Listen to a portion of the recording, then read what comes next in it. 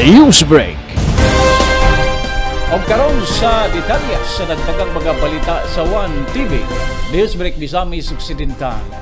Pagbutang og no parking signage daplin sa dalan padayong gibawal. Subling nagpahinumdom ang CTMS o City Traffic Management and Services nga padayong gibawal o gidili ang pagbutang og no parking signage daplin sa dalan o tungod sa building residential man o commercial. Nagkanayon ang bagong designated CTMS head, retired Police Colonel Joy Ampong, nga gawas nga mas gipaligon kini sa umabot nga implementasyon sa City Traffic Light Ordinance. Padayon usab kining gipatuman sa Memorandum Circular sa Department of Interior and Local Government Road Clearing Policy.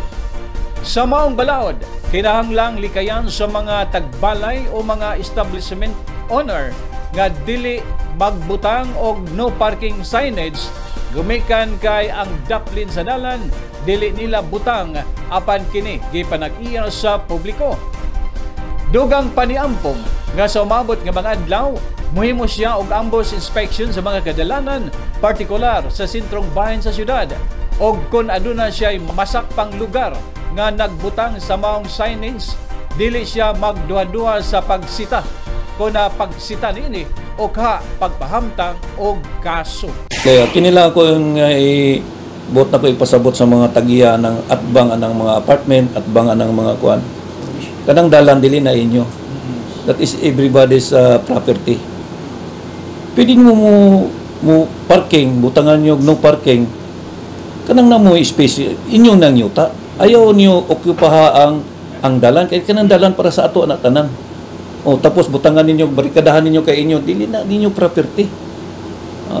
Maski asa ta mangita ni, di gyud ninyo property. Lalo na karon kay naay program po ng DILG kinang clearing operation sa road clearing. Was out nyo na inyong one sa inyong mga sakyanan.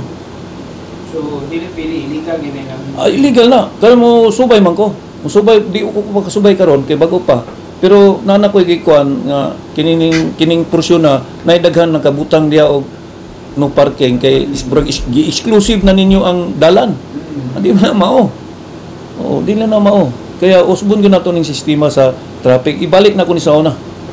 Oh, napo ko'y plano nga makigstorya ko sa mga operator o mga tricycle driver bahin anang kanong programa na akong plano karon nga mahitabo para at least ma-aware sila. 1TV Newsbreak.